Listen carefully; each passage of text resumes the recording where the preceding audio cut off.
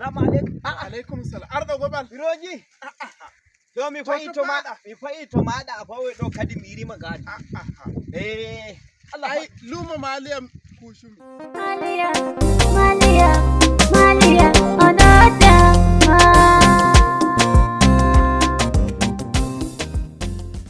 Allah sora ne kai ayaro ilawo No watta. kullo to an Fulfulde Kaduna a andi lumo go fa go haytaje mo jida wanda nan je mun to nyali Lalle bokam. Ai kai magan no. Ai ne bujale. Ne bujala. Ne tudu sai buɗo. Ne ambatta. Banta amma da nan min go to wonga Allah alafa wi luumo pula a darwi yawwa ga nan garoyi ai andi lumo pula ko sai ne ɗauri ai gatte wato ɗaya yau jara diyan to ba alu sai ai min doni yari kawai lumo ko ibel ai daga nimari luumo pula ko na he tare diyan yau jara diyan kullo yari diyan awarti sai ka show Allah sona ne to ka a darwi ni ga lalle gari bo durake kado ko durake hada doni anan gaishe da mada jama'ar gare on tuki go ai de nan mi habari min mo bibi to dara mi wara nyama lumo Maliya ba mi wara di sawra ni amma ayan toy kai dara nana kan go lumo fewre de go nyama tan daga en nadi mo heso en namu dum min ko unyabte wato ndi o watti ndi o fadi a hebdi ko ai de ne igada ke min ga fulani kaman ga joda to ten sedda keben koy dokkor denga ai kullum wata biyo to joni misali ni ayya do kama ni ai wannan amma an heto wi mana bi akamu gari hadi nake ba ga fula wallahi ga duri gari to wallahi ga duri gari to joni mo mai to oye o yaro diya ai tabbiti o ya du wannan wallahi dai ai en nyama lumo men ko on hefta en ma do bi to dan bala bo POS o yo no ai shi ka kawo ai ni ya ni ne kawo ai ta wani lumo ba ne a so ne ba ai sai ya ni nyama mai ga tarin nan tawi ai da umma ne umma ke ko kan ne ne wa perle go yoni en dena mo ko kadi war ai mo tine ai nyamdu ai di wanda lumo pula oh kanko jeyi radi dillaliijo ai jodo kanko jodo an woni shodai do so di joni noy so tan amma daga tijara ko hefti ne anni a shodo andi non sibi na ko to gari waddu miliyan 10 yo shoduda to gari mi rokka 70,000 to gaskiya shogun haɗu a daraki bijo. 70,000. O sodi 70,000 kullum. 70,000? Ai o daraki bijo. Hefti na kowa yi sodi kilo. Anya mi meɗa hawruki makko lumo bujale ko. Bujale ko? Ai na bosor ba ai. Ai buzun kaza kargidi. Lumo panganni. Hula ta miya mata. Dan batta. Ai gadar ga yam. Ya ki an can gudun sai mi woso. Kullo an kai dan bai dan mu an kai fuska na mu ai no wannan a dara ki fijo amma kaidu daga owi albarka kaidu 70,000 to yoni hokka masa 72 to rokkati 70,000 amma kadi da wani 72 an haƙa wallahi mu haƙa wi'a yanka na din di janoyi kullo hanno a wi'a yanka na din di gatta shede jo televidi ku onnoda ma lumo Maliya ngo dayma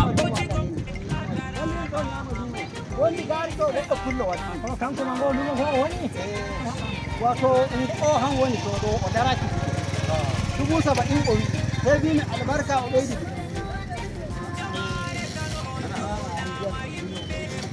to da yake min ma mina wi nyama lumo Maliya kula ku wara kanjun garmi min ma nyama ko nyama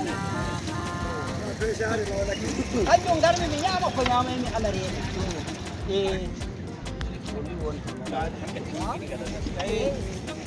na umma onandina shodo jare na ninje gari wai 70,000 da tasboi mi gatumi gari an dillaliijo ke ni wayda an Soodowo Na'i daga Joni daga ɗo waje sankau gwamnati. Sankau. Dogo gida gari. Budun kaza da karbi. Tara na. Goso gamin nan da ya rufe du. Tabbas hande ne haɓɓai kai furta gara na. Hande na kai war. On bari gon lumo giɗin baron go. Sakani Allah ni gari ko ni buikan di ruwa a Soodomani ko sabayin da buɗe wani. On bari gon lumo giɗin baron go ma. Wato ko gidita ko gidita nube dan yoni komai jippo ki yoni. Komai jippo ake. To sakani Allah non no fi koro kun ji gari.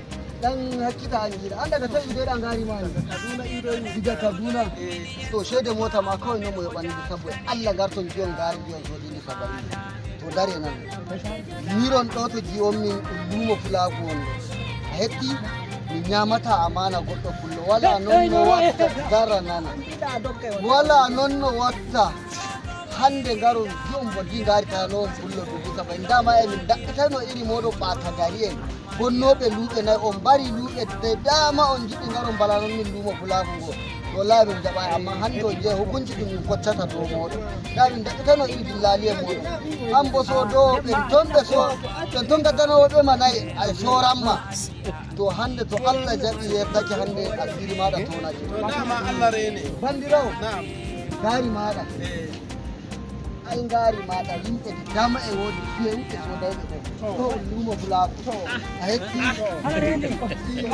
garanana amma ko mi yiɗi ba an woni Soodowo daga an woni Soodowo ta wannu a hetti ba ko mi wala ɗum torante wandirawo international jama'ar gare on tuki dama min anana ba min ganno ko dama koy mi gaddu mi do diri e lumo fulago ta sora ko mi yiɗi ba fu luumo fu duniyaru ɗo woni nane biya Abdoulaye Bello boɗejo ardiɗo fulɓe Nigeria gabaɗaya mo jaɓata ko ñamani pullo mutunci mo jaɓata ko ñamani ko rufani pullo daraja ko pullo to ɗum ñamani ɗum hakki muɗum funo mo tokka saboda ɗon gani maɗa fulɓe maɗa ɗoɗo gabaɗaya gadde ɗumayi ɗo miro e min boyi ɓe woodi Soodoɓe kewi ni gara wala mutunci e daraja to mar ramilumo Maliya sikiraɓe bandiraɓe min ma mi waddoy ndi an to nder mi heɓi yettoaki norde an iɗo nder luumo Maliya be min goni mi ɗo ko Yusuf wari ton to muɗum hani ma wardoya norde muɗum ɗo gatta e goɗɗi ma iri majji to luumo Maliya kala ko gadduɗa pat a tawa ko ɓuri ɗum ko iri majji inchallah sooda sooda ko ɗum nangi ko ɗum jemma ko ɗum nde garɗa a tawa nagge ko ɗum saka jemma garɗa luumo Maliya luumo fulago bo luumo fulɓe duniya international jama'ar gare